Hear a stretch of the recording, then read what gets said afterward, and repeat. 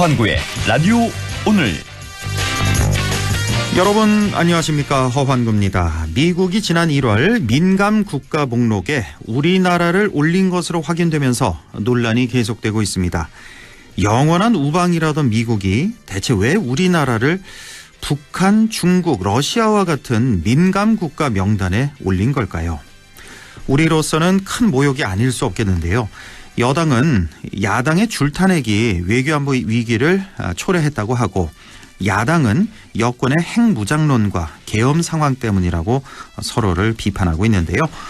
미국의 민감국가 목록에 오르게 되면 원자력이나 인공지능 같은 첨단 기술 협력에 있어서 제한을 받게 됩니다. 한마디로 고급 기술을 나누기에는 믿을 수 없는 나라다, 이런 뜻인데요.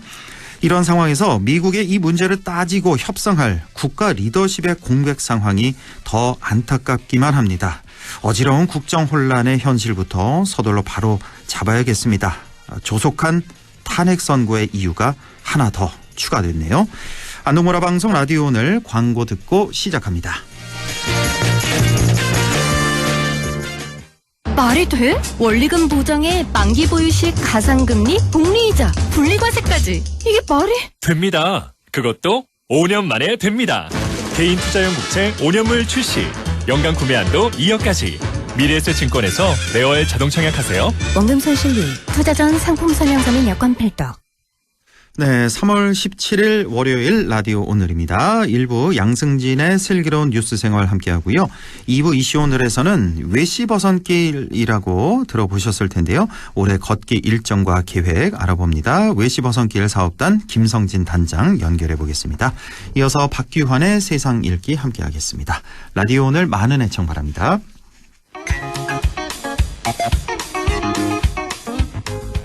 네. 자, 양승진의 슬기로운 뉴스 생활 시작합니다. 자, 풀뿌리 민주주의 근간이 되는 민선 시군 단체장. 1995년에 부활된 이후 어느덧 30년이 지났는데요. 여전히 각종 선거 부정이나 지역 내 갈등 발생의 원인으로 적지 않게 지적이 되어 왔습니다. 대법원은 지난 13일이죠. 공직선거법 위반 등의 혐의로 재판을 받고 있던 박남서 영주시장에 대해서 당선 무효형을 확정 선고했습니다. 또 상주에서는 시장, 시의원을 대상으로 한 주민투표 청구가 이루어졌다가 다시 취소되는 촌극도 벌어지기도 했고요. 자, 오늘은 풀뿌리 민주주의 위기에 대한 얘기 나눠보겠습니다. 매일신문 양승진 기자 연결되어 있습니다. 안녕하십니까? 네, 안녕하세요. 네. 자, 오늘 두 가지 소식 살펴볼 텐데요. 먼저 영주 소식부터 전해 주시죠. 자, 박남서 시장이 최종 당선 무효형을 지난주에 확정 판결 받았지요? 네, 대법원은 지난 13일 공직선거법 위반 혐의 등으로 기소된 박남서 영주시장에 대해서 징역 1년 6개월, 집행유예 3년을 선고했습니다.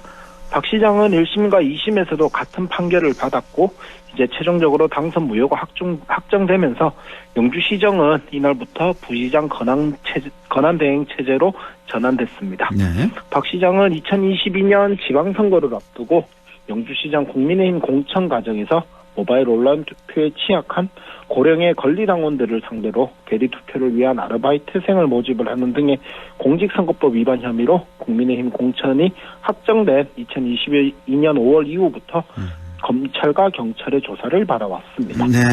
자, 박남서 시장, 이제는 전 시장이 된 건데, 박 전 시장은 재판에 넘겨진 이후에도 재판 지연 의혹을 계속해서 받아왔지요. 네, 박 전 시장에 대한 2심 판결이 난 게 지난해 11월인데요.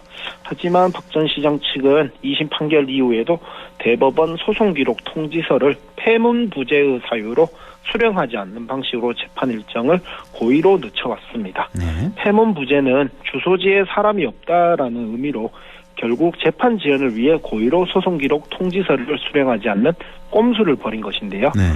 그리고 또 다른 영주시의원은 국민의힘의 박 전 시장의 대법원 재판 일정을 연기해달라, 이런 요청까지 했다는 사실이 전해지기도 했고요. 예. 결국 박 전 시장의 이 같은 꼼수가 통해서 대법원 선고가 늦춰졌고, 그래서 이제 다음 달 열리는 재보궐선거에서 영주시장 재보궐선거는 결국 이뤄지지 않게 됐습니다. 이는 영주시장이 차기 지방선거일인 내년 6월까지 부시장 권한 대행 체제로 운영이 된다라는 의미이기도 합니다. 그러니까요. 2월까지 만약에 판결이 났더라면 이제 선거를 다시 한번 치르는데 그렇죠. 새로운 시장을 뽑는데 3월 이후에 대법원 판결이 났기 때문에 이제 부시장의 이제 시장 대행 체제로 내년 6월 선거까지 이제 가게 됐다는 말씀이시고. 자, 이번에는 영주시장 그 권한대행 체제에 대해서도 좀 얘기를 나눠보죠. 다음 달 재보궐선거가 확정된 김천시장. 이 김천시장이 현재 권한대행 체제로 운영 중이고요. 또 과거에 김영만 전 군수가 법정 구속됐을 시점에 군위에서도 부군수가 권한대행 체제로 전환된 바가 있었죠.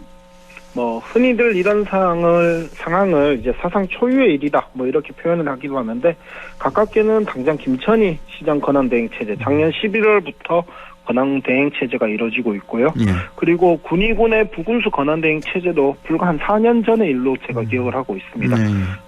당장 기억나는 것만 이것 외에도 청도도 예전에 있었고, 그만큼 지방자치제가 시행된 이후에 이제 현행 단체장들, 당선된 단체장들의 거리 상태가 적지 않았다는 의미인데요. 예. 김천의 경우에는 영주와 동일하게 전 시장이 이제 선거법 위반으로 시장 상실형이 확정된 것이기도 하고요. 이제 당장 영주시는 박 시장의 당선 무효행이 확정된 13일 오후부터 부시장 권한대행 체제로 전환을 했습니다. 이재훈 영주 부시장이 권한대행으로서 내년 6월 지방선거까지 시장의 권한에 속하는 모든 사무를 처리하게 되는데요. 이재훈 영주시장 권한대행은 13일 오후 시정 현안 긴급회의를 주재를 했고, 또 시민 체감 행정을 최우선으로 하겠다, 이런 입장문을 내기도 했습니다. 네. 자, 문제는 이제 박 전 시장이 추진해온 각종 공약 사업들이 있는데, 자, 여기에 좀 차질이 있지 않을까? 아니면 그대로 이 정도 사업은 진행이 될 거다. 어떻게 보십니까?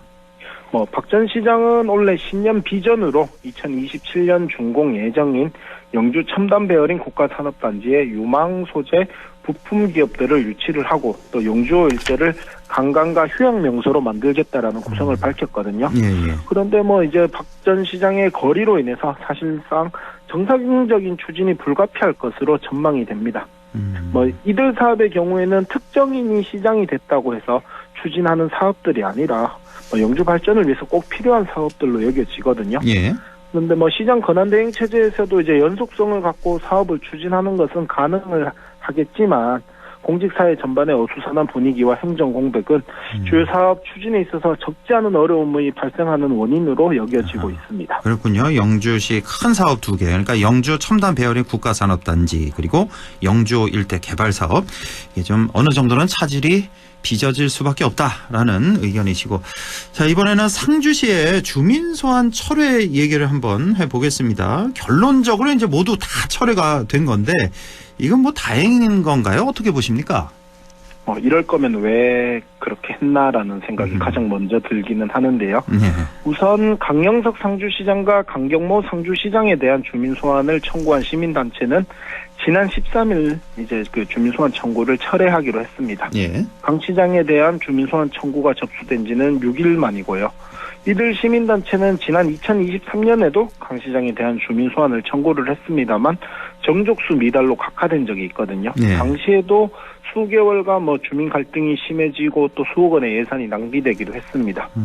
그리고 이제 또 신순화 진태종 시의원에 대한 주민 소환 청구도 그 전날인 지난 12일 철회가 됐습니다. 예. 또 이거는 이제 강 시장과 강경모 시의원에 대한 청구를 한 다른 시민단체에서 청구를 했는데, 이들은 이제 자신의 지역구에 통합 신청사 건립이 이뤄지는데도 이를 반대했다면서 이제 주민 소환을 청구를 했었습니다. 그렇군요. 그러니까 신순화 진태종 시의원 같은 경우는 통합 신청사 반대했던 네네. 의원들이고, 강영석 상주시장, 강경무 시의원 같은 경우는 찬성 의견이었고, 이제 모두 다 이제 철회했다. 네, 말씀이시고. 자, 거의 동시에 이루어진 주민 소환 청구, 없던 일이 됐어도 지역 내 정치적 갈등은 여전히 그대로일 것 같은데요. 어떻습니까? 문제는 주민 소환 청구가 정치적인 수단으로, 그러니까 자신의 반대파를 겁박하고 제압하기 위한 도구로 활용됐다는 것이 가장 큰 문제라고 생각이 되는데요. 예. 탄핵과 예산 삭감을 무기로 또 계엄령 선포를 도구로 활용한 중앙 정치권과 크게 다를 것이 없어 보입니다. 옳고 그름의 문제는 둘째 치더라도 정치 제도를 악용했다라는 것은 비판받아 마땅해 보이고요. 그리고 이제 상주시와 시의회 간 통합신청사 건립 갈등은 주민소환 청구 문제가 취소가 됐다 하더라도 아직은 여전히 남아있을 것으로 보여지기도 하거든요. 예. 통합신청사 건립을 위한 예산인 행정안전부 타당성 조사 수수료 1억 5천만 원이 5번이나 연속으로 시의회에서 삭감이 됐고요. 또 상주시와 이 과정에서 상주시와 시의회 간의 갈등은 더욱 깊어졌고 일부 상주시 의원들은 기자회견을 통해서 국민의힘 상주문경당협위원회가 예산 삭감의 배후다 이렇게 주장을 해서 크게 논란이 되기도 했었습니다. 기자회견을 가졌군요. 상주시 의원들이. 네네. 그러니까 국민의힘의 상주문경당협이 예산 삭감의 배후다 이렇게 주장했고 저도 좀 들은 얘기가 있는데 여기 지금 지역구 의원이죠. 이미자 의원이 반대한다는 얘기를 들었는데 혹시 네네. 우리 양승진 기자 좀 확인된 게 있나요? 공식적인 입장을 아직 밝히지는 않았는데 결국은 시장과 또 어떻게 보면 이제 국회의원이 당협위원장이 공천권자잖아요. 예. 그런 갈등이 있지 않았을까라는 소문은 무성한 상태기는 소문은 하죠. 좀 듣긴 들었는데요. 공식적으로 네. 확인은 안 된 거니까 저도 그렇죠. 그래서 한번 좀 여쭤본 거고 사실 이 주민소환 제도라는 게 상당히 민주주의에서 좋은 제도 아니겠습니까? 행정부 그렇죠. 의회를 좀 어느 정도 견제할 수 있는 좋은 제도인데 여기 이번 상주시 건 같은 경우는 이제 너무 정치적으로 악용했다라는 이런 비판이셨고 자 우리 북부권의 정치 지형 오랜 시간 이제 일당 독점 체제를 유지를 해왔습니다. 이 같은 현상이 현재 발생하고 있는 문제의 가장 큰 원인이 되지 않을까 이렇게도 생각을 할 수가 있겠네요. 특정 정당의 공천만 받으면 당선이 되는 이런 독점적인 구조는 반드시 개선돼야 할 것으로 보여집니다. 네. 당내 경선이 어떻게 보면 본선거보다 더 치열한 경쟁 구도가 형성이 되면서 공천 과정에서 불법 행위가 빈번하게 이어지고 있죠. 네. 이번에 당선 무효형을 받은 박남서 전 영주시장 외에도 2022년 6월 지방선거 당시에 국민의힘 공천을 두고 경찰 조사를 받은 경북의 단체장들이 한 2명 더 있습니다. 그리고 이 과정에서 이제 김광열 영덕 군수의 경우에는 재판에는 넘겨졌으나 당선 무효형인 벌금 100만 원보다는 조금 낮은 금액을 선고받기도 해서 이제 직을 유지할 수 있게 됐고요. 예. 일당 독점 체제가 강하다 보니까 지역 정치인들도 조직 관리에 과도하게 의존하면서 특정 단체에 대한 금품 제공의 사례도 잇따르고 있는 것으로 보여집니다. 결국 공천의 투명성도 중요하고 또 선거법 강화라든가 이런 제도적인 개선도 중요하고요. 또 정치권의 노력도 조금 필요해 보입니다. 선거법 강화, 제도적 개선 이것도 필요하고 정치권의 노력도 필요하다. 그럼 정치권의 노력이라면 어떤 것들이 있을까요? 민주당의 입장에 봤을 때 지역주의를 타파하겠다라는 말을 하고 있습니다. 그리고 대구 경북을 중앙당 차원에서 공략하겠다 이렇게도 하고 있는데 과연 진정성이 있는 것인지는 조금 의문이 드는 부분도 있거든요. 예를 들면 경쟁력 있는 개별 후보는 이미 보수 정당에 다 넘어간 상태고 이들을 영입하기 위한 노력을 크게 하지 않고 있는 것도 있는 것 같고요. 그리고 지역을 위해 도움이 되는 정책을 할 수 있을지도 적지 않은 의문입니다. 예를 들었을 때 문재인 정부 시절에 가덕도 신공항 특별법을 졸속으로 제정한 점은 사실상 정권이 주도한 것인데 이때 과연 민주당이 TK의 입장을 생각하고 이렇게 했을까 조금 의문이 드는 것도 사실이거든요. 그래서 유권자들에게 선택의 폭을 좁혀주면서 계속해서 일당 독점적인 지역의 정치 지형이 문제다라고 지적을 하는 건 심판이 우리 편 아니다라고 이야기하는 것과 크게 다를 것이 없다고 생각이 됩니다. 그래서 제도의 개선이라든가 정착 이런 것들도 중요하지만 정치권의 의식 성장도 중요하다는 의미이기도 합니다. 그렇군요. 예. 제도 개선, 정착, 또 정치권의 의식 성장. 저는 또 좀 중점을 좀 두고 싶은 게 선거제도 그 개편이 있잖아요. 이게 가장 중요하지 않을까. 그렇죠. 우리나라 이 정치 폐해가 바로 지역주의 구도 아니겠습니까? 우리 호남과 영남의 일당 독점 체제. 이 호남 영남만이라도 선거제도를 좀 개편해서 좀 대선거구제로 가는 게 이게 해법이 아닐까. 저는 좀 그렇게 생각하는데. 그렇게 되기 위해서는 어쨌든 인재들을 영입할 수 있도록 당 차원에서 더 많은 노력을 해야 되지 않을까. 그렇죠. 그 대선거구제가 된다고 했을 때 분명히 뭐 여기에서 무조건 민주당 후보가 한 명씩은 당선된다 이렇게 전제하는 것도 너무 결과를 내려놓고 하는 건 것 같아서 뭐 그렇죠. 조금 더 고민을 해봐야 될 부분입니다. 다 중요하죠, 다. 예, 알겠습니다. 오늘 매일신문 양승진 기자와 함께했습니다. 말씀 잘 들었습니다. 네, 감사합니다. 네, 라디오 오늘 2부에서 뵙겠습니다.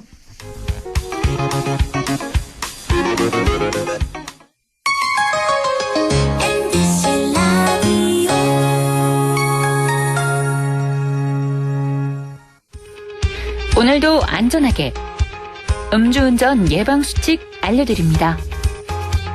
첫 번째, 술자리가 예정된 경우 미리 귀가 방법을 정하고 차는 가져가지 않는 것이 안전합니다. 두 번째, 음주 후 자전거나 전동 킥보드를 이용하는 것도 음주운전 처벌 대상에 포함됩니다. 세 번째, 과음을 한 다음 날에는 대중교통을 이용해주세요. 숙취 음주운전 역시 처벌 대상입니다. 네 번째, 음주운전을 방조하는 경우에도 3년 이하의 징역형 또는 1,000만 원 이하의 벌금형에 처해질 수 있습니다. 적극적으로 말려주세요. 위험한 음주운전 미리 예방하여 소중한 생명을 지켜주세요.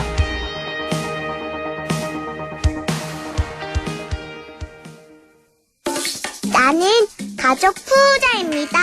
얼마나 부자냐면요. 우리 집에 와서 나를 챙겨주는 돌보미 이모도 있고요. 아빠가 육아휴직할 때 회사를 지켜주는 삼촌들도 있어요. 때마다 예방주사 놔주는 간호사 오빠. 첫 만남 이용권으로 내 동생도 챙겨주는 공무원 언니까지. 우리 가족 진짜 많죠?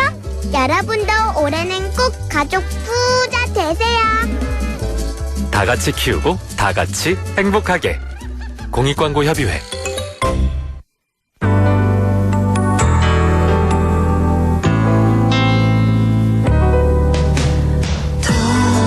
어렵던 날도 많았죠. 우리 함께 한다면 따스함을 느껴요. 사랑이 있어요. 소중한 꿈을 이뤄봐요. 우리 함께 여기 있으니 감동과 사랑 있는 MBC 라디오 문화방송 100.1 MBC 라디오. 네, 6시 22분 52초 지나고 있네요. 이슈 오늘 시작합니다. 걷기 좋은 봄철을 맞아서 어디 걷기 좋은 길 없을까 생각하시는 분들 많을 텐데요. 외시버선길이라고 들어보셨죠? 우리 지역의 대표적인 걷기 좋은 길인데요. 다음 달 봉화 구간의 걷기 행사부터 올해 본격적인 일정이 시작된다고 합니다. 자, 외시버선길 사업단의 김성진 단장을 연결해서 자세한 얘기 나눠보겠습니다. 김성진 단장님, 안녕하십니까? 예, 안녕하세요. 예, 수고 많으십니다. 자, 반갑습니다. 2025년 올해 외시버선길 걷기 행사 중에 첫 번째 행사가 다음 달에 시작된다고요? 네, 그렇습니다. 벌써 전국에서 오시는 길번님들 만날 생각에 가슴이 설렙니다.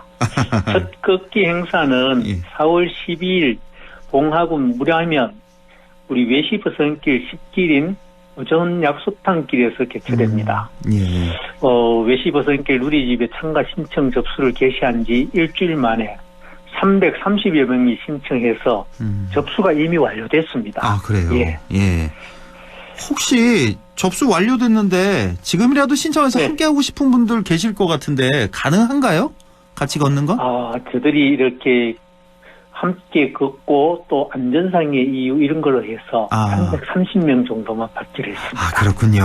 예. 그럼 평상시에 이렇게 길을 걷으셔도 좋을 것 같네요. 접수는 예. 끝입니다. 330명만 모시고 4월 12일 봉화의 이제 오전 약수탕길부터 시작이 됩니다. 외시버선길에 대해서 잘 모르시는 분들 위해서 저도 잘 모르거든요. 근데 저는 이 길을 쭉 이어보면 이제 외시버선 모양 닮아서 외시버선길이라고 이름 붙였다 정도만 알고 있는데 자, 소개를 좀 해주시죠. 어떤 길인지. 예, 외시버선길은 경상북도에서 가장 오지로 일컬어지는 경상북도 청송군, 영양군, 봉화군 그리고 강원특별자치도의 영월군이 함께 뜻을 모아가지고 2010년부터 조성을 시작해서 현재까지 4개 군이 함께 유지 관리하고 있는 길입니다. 그리고 이 4개 군을 지리적으로 이렇게 그려보면 또 벗어나고 많이 닮았고요. 아, 그렇죠. 예. 또 특별히 또 이름을 영양 출신의 청록파 시인 조지훈 시인의 승무라는 시가 있습니다. 예예. 그 시에 보면은 돌아설 듯 날아가며 사뿐히 접어올린 외시버선이여라는 구절이 있는데 그 구절에서 이름을 따왔습니다. 아, 그렇군요. 그리고 이런 의미를 가진 외시버선길은 총 15개 구간에 걸쳐서 길이가 248km 이릅니다. 예, 네. 그렇군요. 또 외시버선길은 옛날에 이렇게 보부상들이 등짐을 지고 걷던 길, 읍내 장보러 다니던 길, 이웃 동네를 오가던 길, 그런 잃어버린 길들을 찾아내가지고 그 길 근처에 있는 마을 주민들이 직접 길을 내고 따듬고 거기에다가 인공적인 조형물은 가급적이면 설치하지 않은 그야말로 친환경적이고 친환경적이고 자연 친화적인 길입니다. 예. 자연 그대로. 예. 그러니까 밑에서부터 이제 청송부터 올라오는 거군요. 청송, 예. 그 위에 영양, 위에 봉화, 위에 영월까지 강원도. 예, 그렇습니다. 예. 쭉 이어진 쭉. 그리고 이 외시버선길을 따라가지고 동네를 지나고 들길을 지나고 개울을 건너고 산을 넘는 동안 정말 가슴 깊은 곳까지 스며드는 힐링을 맛볼 수 있는 길. 그것이 바로 외시버선길이라고 하겠습니다. 아유, 그렇군요. 저도 걷는 거 참 좋아하는데 시간 되면 꼭 한번 좀 함께 하고 싶네요. 모두 15개 구간이 있다. 총 연장 248km 정도 된다. 이거 꽤 긴 거리인데 이거 한 열흘 정도는 걸려야 되겠네요. 다 걸으려면. 열흘 만에 걷기엔 조금 버겁고. 아, 버거워요, 열흘도. 하루에 1개 구간씩 걷는 것이 가장 좋을 것 같네요. 아, 그렇군요. 한 15일 정도, 2주 정도 잡고 걸으면 딱 좋은 길이다라는 말씀이시고. 아, 산도 넘는군요, 중간에. 그렇게 쉬운 평평한 길만 있는 건 아니군요.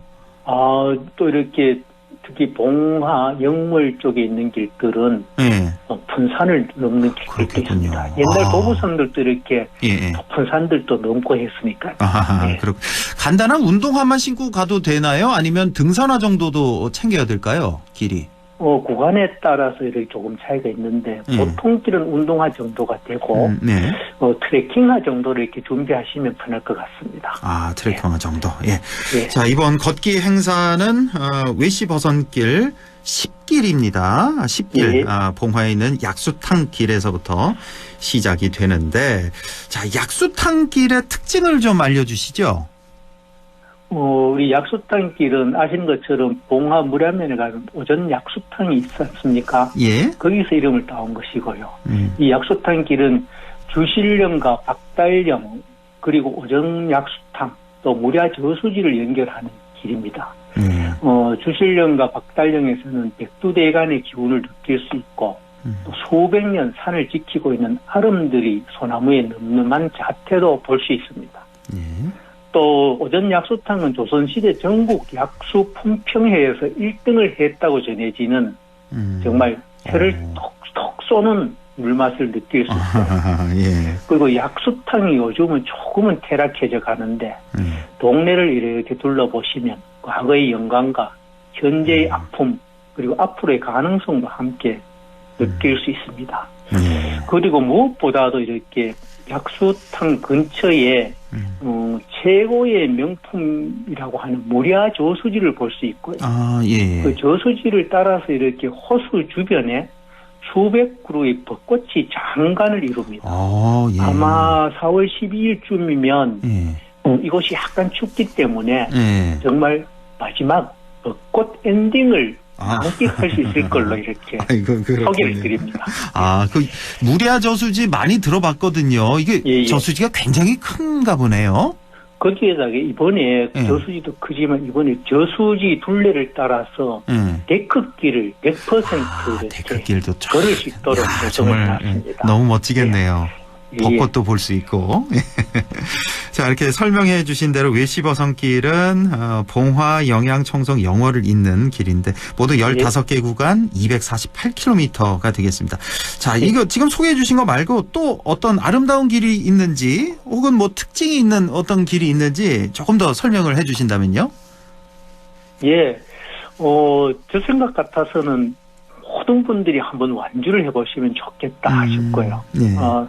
특별히 이렇게 추천을 할 수밖에 없다면 청송에는 주황산 달기 약수탕길이 있고요. 영양에는 대띠골이라고 하는 1월산 쪽에 지유의 길이 있습니다. 그리고 봉화는 아시는 것처럼 춘향목이 유명하지 않습니까? 여기도 춘향목 굴락지도 있고 여기 이게 춘향목 솔향길이 있습니다. 영월은 방랑시인 김삿갓을 이렇게 기리는 문학관도 있고 해서 김삿갓 문학길이 있습니다. 이 네 곳을 각 군의 대표적인 길로 제가 이렇게 추천을 해드리고 싶네요. 그렇군요. 청송의 달기약수탕길, 영양의 대티골길, 봉화의 춘향목 굴락 솔향기길, 영월에는 김삿갓 문학길 이렇게 꼭 한번 다녀와 보셔라는 말씀이시고, 당연히 이제 우리 원장님께서는 모든 길 다 걸어 보셨을 텐데. 그렇습니다. 이 중에서 지금 뭐 한 네 곳을 소개를 해주셨는데 꼭 이것만은 꼭 가보라고 추천하고 싶은 길이 있다면 어떤 게 있을까요? 우리 지역에 있는 길들은 대부분 이렇게 발걸음이 조금 자주 잦을 수 있고요. 특별히 강원특별자치도 영월군이 우리 경상북도 3개 군과 같이 하지 않습니까? 정말 김삿갓 문학길은 김삿갓 계곡에 있는 정말 산과 물을 마음껏 느끼면서 또 방랑시인 김삿갓의 문학적 정치도 동시에 느낄 수 있는 길이다. 그래서 이렇게 이웃도의 길도 한번 가보시라 이렇게 추천해 드리고 싶습니다. 봉화, 청송, 영양길은 많이 다녀보셨을 테니까 강원도 영월의 김삿갓 문학길 꼭 다녀오시라는 추천이었고, 이 외시버선길을 쭉 다 완주를 하면 뭐 완주 인증도 해주시나 보네요. 그렇습니다. 우리 외시버선길 248km를 완주하시는 분이 1년에 120명 내지 150명 정도 됩니다. 이렇게 완주 인증을 받기 위해서는 각 구간마다 이렇게 길 안내 표지목이라든가 또 이 방향 표지목 이런 것들이 있습니다. 여기를 배경으로 해서 사진을 찍어서 각 군마다 객주가 설치되어 있습니다. 객주요? 거기에 설치에 우리 옛날에 이렇게 보부상들이 장군들이 다닐 때 그 술 팔고 장작하던 객주가 있지 않습니까? 주막식으로 마찬가지로 우리는 그 이제 길을 외시버선길을 안내하는 곳을 객주라고 이름 붙이고요. 그 객주를 지키는 분을 객주직이라고 해서 상주를 하고 있습니다. 거기에서 이렇게 이 사진을 보여주면 제시하면 인증을 받을 수 있고요. 전 구간을 인증받으면은 또 기념품도 드리고 또 이 소비 인증이라고 해서 1인당 일정액 이상을 이 구간을 걸으면서 썼다는 영수증을 증명하시면 지역 상품권도 드리는 그런 그래요. 이벤트도 있습니다. 그렇군요. 여러 가지 이벤트도 준비하셨고, 올해 첫 행사가 이제 다음 달입니다. 4월 12일인데 올해 계획된 행사 일정 좀 간략히 소개를 해 주시죠. 우리 외시버선길 이렇게 행사는 외시버선길 사업단과 함께 하시는 4개 군이 협의해서 이렇게 일정을 진행을 하게 되는데, 봉화구는 4월 12일에 있고, 영양구는 이렇게 산나물 축제와 함께하는 5월 10일 정도의 계획을 합니다. 5월 10일. 그리고 청송구는 원래는 그 청송군의 청송백자 축제 기간이 있습니다. 예. 그 기간인 5월 24일로 지금 예정을 하고 있고요. 예. 또 영월구는 10월에 개최되는 김삿갓 문화제 기간에 개최할 예정입니다. 예, 그렇군요. 우리 길을 걷게 되시면 길도 걷고 축제도 함께하는 그야말로 일석이조가 되겠습니다. 그렇군요. 예, 봉화는 이제 4월 12일, 영양 5월 10일경, 청송은 5월 24일, 영월은 10월경에 있다는 말씀이시고. 그렇습니다. 자, 마지막으로 외시버선길 행사 참가하려면 어떻게 해야 되는지, 또 준비하거나 주의할 점이 있다면 어떤 게 있을까요? 누리집을 방문하셔야 되고요. 누리집? 누리집을 방문하시면은 신청에 따른 자세한 사항을 알 수가 있습니다. 예. 그리고 행사 이렇게 진행이나 안전 문제를 고려해서 참가자는 선착순으로 접수합니다. 그래서 일찍 그때 누리집을 방문하시는 것이 좋을 것 같고요. 예. 또 행사 진행을 위해 가지고 1만 원의 참가비도 받는다는 말씀도 참가비도 10,000원 있고. 예. 그렇지만 이렇게 함께 걷는 그 행사에는 되도록이면 평탄한 길, 가족들과 함께, 친구들과 함께 할 수 있는 길이기 때문에 이웃분들과 가족분들과 함께 오시면 더욱 이렇게 뜻깊은 추억이 되지 않겠나 이런 생각이 합니다. 아이고 그렇군요. 예.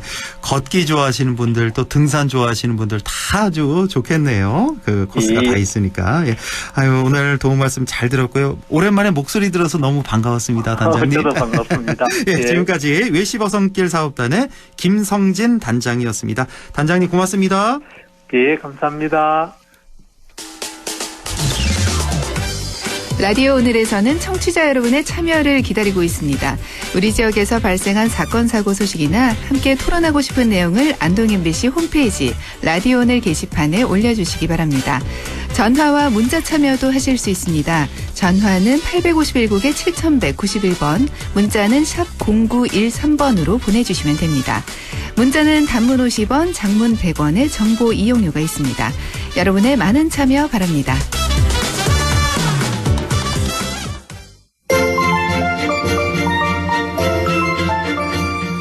네, 박규환의 세상 읽기 시작합니다. 더불어민주당 영주 영양 봉화 박규환 지역위원장과 함께합니다. 안녕하십니까? 네, 반갑습니다. 영주 영양 봉화 박규환입니다. 네, 조금 전에 들어온 속보부터 좀 다뤄보겠습니다. 속보. 예, 경호처의 김성훈 차장 결국은 구속영장 신청을 했네요, 경찰에서. 그래서 이번에 그래요? 이제 4번째 신청이 됐고. 그리고 이광우 본부장도 있었잖아요. 여기는 이제 네네. 3번째 신청 같이 했다는 거 좀 전해드립니다. 그 영장심의위원회에서 그 결정을 해줬잖아요. 구속영장 신청을 해야 된다고. 그렇죠. 그 11일 만에 오늘 영장 신청을 했다는 거. 자, 이렇게 되면 이제 검찰이 받아들이겠죠? 설마 이것도 또 반려를 할까요? 어떻게 보십니까? 그렇죠. 영장심의위원회에서 그렇게 결론이 났으니까요. 예. 이것마저 아마 검찰이 거부하기는 어렵지 않겠나. 그래서 법원에 구속영장 청구할 것 같긴 한데요. 예. 근데 워낙 또 검찰이 이렇게 우리의 뒤통수를 치는 이런 상식밖의 결정들을 많이 했기 때문에 솔직히 좀 여전히 걱정스러운 건 사실이지만 이것마저 정말 또 각하하거나 반려한다면요. 정말 이제 검찰의 존재 의미 그 자체가 이제 완전히 상실되었다, 사라졌다 이렇게 볼 수밖에 없겠죠. 뭐 지난주에 완전히 상실은 한 것 같고, 그러니까 검찰이 즉시 항고도 포기하고 보통 항고까지 다 포기한 그런 검찰인데 사실 이걸 구속영장 청구를 안 해도 뭐 그다지 그렇게 놀랍지 않을 정도로 그러니까 그렇죠. 이런 현실이 됐습니다. 합니다. 우리가 있을 수도 없는 자 그런 일이 이제 계속 벌어지고 있는데 자 저는 진행자님께서 속보 그래서 혹시 헌재에서 선고일이 지정했나 이런 기대를 했었는데 그건 아니군요. 아유 지난주 일주일 내내 기다렸는데 소식이 없고 오늘도 계속 속보를 확인을 했는데 아주 우리가 기다린 소식은 없었고 일단은 뭐 정말 설마 이번 주 넘기진 않겠죠. 지금 선고가 너무 지금 늦어지고 있는데 왜 이렇게 늦어지고 있는지, 뭐 어떤 고심을 이 재판관들이 하고 있는 건지, 자, 어떻게 보십니까, 위원장님은? 저도 사실은 뭐 진행자님처럼 지난주에 그래도 선고가 나지 않을까 기대했는데 많이 좀 아쉽고요. 저는 두 차례 앞서 이 대통령 탄핵 사건에 비해서 이번 윤석열 대통령 탄핵 사안의 경우에 헌법재판소가 절차를 훨씬 더 까다롭게 진행했다고 보거든요. 아마도 앞서 두 차례에 비해서 뭐 훨씬 더 반발 정도가 심하죠. 뭐 윤석열 대통령 본인이 직접 헌재 법정에 출정까지 했고요.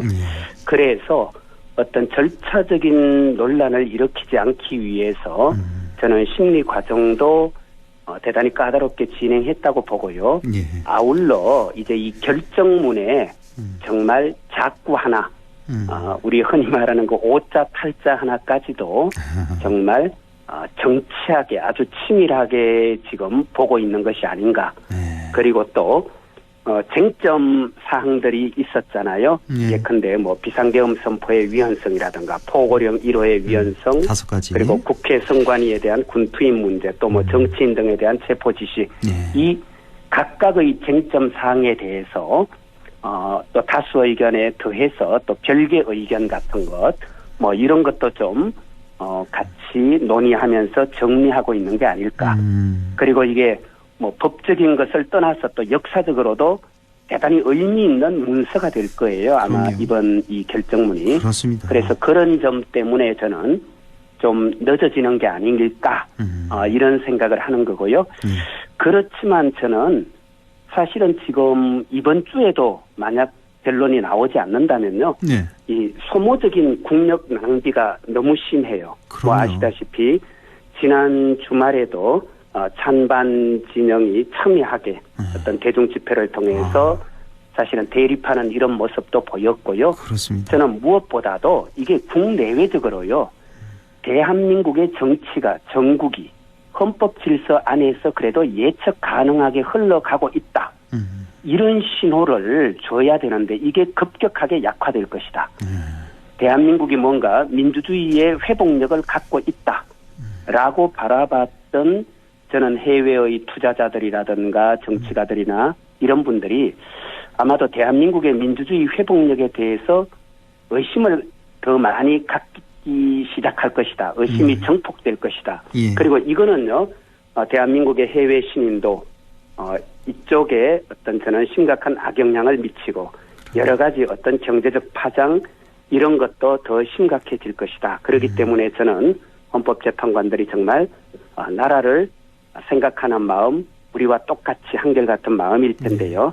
저는 밤을 새우는 한이 있더라도 깔끔하게 마무리하셔서 이번 주 안에는 아무리 늦어도 이번 주 안에는 저는 결론을 내려주셔야 한다. 이렇게 좀 기대하고 또 요청드리는 마음이죠. 조금의 꼬투리도 잡히지 않기 위해서 지금 결정문 확인하느라고 이렇게 늦는 거 아니냐라고 보고 계시고. 그러니까 하루 1시가 급합니다. 그러니까 최대한 아무리 늦어도 금요일이고 하루라도 빨리 선고를 해서 제자리를 찾아야죠. 빨리 그렇습니다. 내려주시면 좋겠어요. 자, 지금 한간에 들리는 얘기가 지금 이렇게 늦어지는 이유 중에 하나가 이제 한덕수 국무총리 때문에 또 그런 영향도 있지 않냐? 여기도 이제 탄핵 심판 선고가 있기 때문에 이런 얘기도 있고 또 하나가 재판관 지금 8명 중에 1명이 지금 반대하고 있다 뭐 이런 루머도 좀 들리거든요. 이거는 뭐 믿을 만한 얘기는 아니겠죠? 설마?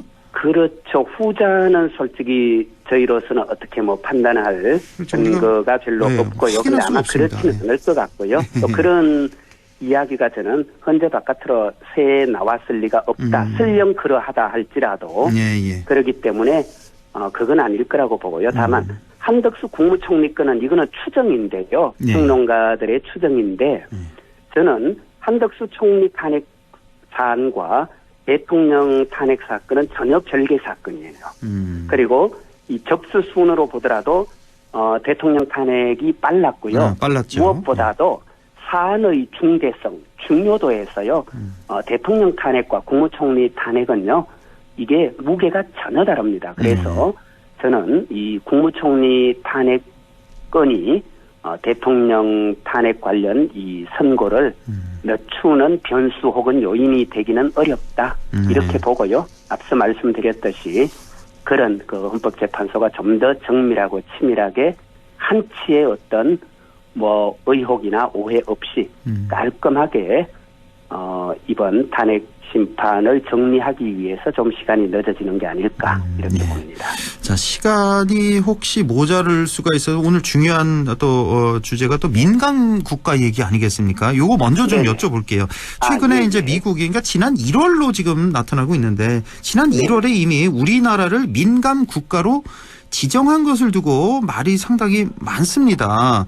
그러니까 우리나라를 그러니까 북한이나 뭐 중국, 러시아, 쿠바, 이란 이런 나라와 똑같이 민감 국가로 지정을 한 건데 여기에 대해서 지금 국민의힘에서는 이거 줄탄핵 때문이다. 민주당의 줄탄핵 때문에 이런 일이 벌어졌다라고 주장을 하고 있고 야당에서는 윤 대통령의 그 핵무장 발언이 뭐 몇 건 계속 있지 않았습니까? 전부터.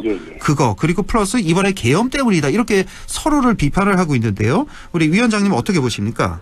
미국은요. 어느 나라든 간에 그 나라의 어떤 법치주의가 제대로 실현되고 있는가. 다시 말하면 헌법과 법률이 정한 절차 안에서 민주적으로 의사결정 집행이 이루어지고 있는가 하는 것을 대단히 중요하게 보는 나라거든요. 그런 점에서 보자면 이번에 미국의 에너지부 정보 방첩국에서 우리를 민감 국가로 지정했는데요. 앞서 말한 줄탄핵이라고 하는 건 용어를 이제 줄탄핵하니까 대단히 부정적으로 들리는데요. 이거는요. 헌법과 법률이 정한 절차 안에서 국회가 자기 권한을 행사했고 헌법재판소 판결을 따라서 하나하나 다 해결되어 가고 있어요. 그렇기 때문에 이거는 법치주의의 테두리 안에서 일어난 일입니다. 거기에 비하면요. 계엄 선포 이거는 위헌 위법했을 뿐만 아니라 사실상 내란죄에 해당하는 군대를 끌고 나온 사안이잖아요. 더구나 우방국인 미국에게 통보도 안 했잖아요. 그렇습니다. 미국은 전시작전권을 여전히 갖고 있는 나라예요. 그래서 그런 미국에게 통보도 하지 않고 계엄을 선포하고 군대를 데리고 나온 것이라든가 또 윤석열 대통령이 직접 핵 무장 가능하다 할 수 있다 이런 발언을 했단 말이에요. 그래서 이런 경우는요. 미국의 그 비확산 그러니까 핵 확산을 막으려고 하는 미국의 정책에 전면적으로 이거는 바로 부딪히고 그걸 거부하는 태도이기 때문에요. 사실 이거는 미국으로서는 용납할 수 없는 문제죠. 그래서 저는 미국이 그런 뭐 대통령의 핵 무장 발언이라든가 그리고 이번에 있었던 이런 위헌 위법적인 계엄령 선포와 군대 동원 이것이 저는 민감 국가로 지정하게 된 직접적인 이유다. 이렇게 보고요. 다른 나라도 보세요. 미국의 적대국이라고 할 수 있는 북한, 중국, 러시아, 리비아 또 테러 국가인 수단, 시리아, 이란, 뭐 이런 나라들이 포함되어 있거든요. 25개국이 지정되어 있는데 이런 나라들은 다 미국이 볼 때요. 법치주의가 작동하지 않는 나라들입니다. 그래서 그것이 법치주의를 파괴한 그 행위가 저는 민감국 지정의 직접적인 요인이었다. 이렇게 보고 있고 이게 뭐 상식 아닐까요? 자, 한편으로 뭐 이렇게 원인을 분석을 해주셨는데 한편으로는 좀 참 냉정하구나라는 생각도 드는 그렇죠. 게 아니 뭐 동맹 관계인데 그렇다고 해서 더 웃긴 건 미국도요. 민감 국가로 지정하면서 우리 외교부랑 뭐 협의를 하거나 통보한 적도 없고요. 없어요. 더 문제는 외교부는 지정된 사실도 모르고 있었고 지금도 지정된 이유도 모르고 있어요. 그러니까요. 다만 우리는 이제 민감 국가로 지정되었고 앞으로 미국과 어떤 기술 협력이나 연구 투자 수출에 심대한 제한을 받는다. 뭐 반도체나 인공지능, 원자력, 국방기술 이런 쪽에서 우리가 심각한 제재를 받을 수밖에 없다. 그러니까요. 그냥 이거밖에 지금 우리가 알고 있는 건 없어요. 우리 정부가. 맞습니다. 그래서 빨리 이 내란이 종식되고 국정이 정상화되어야 하는 이유가 또 하나 더 추가된 것 확실히 그 이유를 보여준 거죠. 그렇습니다. 그러니까 네. 우리나라를 믿을 수 없는 나라다. 뭐 이렇게 보는 네. 거 아니겠습니까? 참 맞습니다. 모욕스럽기도 하고 좀 그렇습니다. 이번 일이. 자, 그 지난 주말에 혹시 우리 위원장님 이 뉴스 체크를 하셨는지 모르겠는데 네. 이철호 지사가 이제 궁의에서 탄핵 반대 집회 그 참석을 했잖아요. 네네. 여기서 발언이 또 지금 조금 전에 그 뉴스를 통해서 제가 보도를 좀 했었는데 네. 각하 발언을 또 했네요. 그래서 뭐 각하 보고 싶습니다라든지 뭐 애국가 저번에 이제 애국가 불러서 이제 고발 당했다 하면서 애국가 사절은 애국가인지 모르기 때문에 고발 못할 것이라면서 사절을 또 제창을 하고 윤석열 대통령 2.0 시대를 열자 뭐 이런 발언을 이번 집회에서 했는데 글쎄요 어떻게 보십니까? 이철호 지사의 이 발언. 글쎄요. 저는 이철호 지사가 사실은 대구 경북 행정통합 추진했었잖아요. 그 네. 이유가 저는 뭐 홍준표 시장은 대선 후보 나가고 본인은 이 통합된 대구 경북 대통령, 대구 경북 대통령이 되고 싶었는데 아마 이제 그게 좌절될 지금 상황에 처한 거죠. 대통령이 탄핵되고 나면 그래서 그런지 이분이 저는 이거 정말 이성을 상실한 게 아닌가.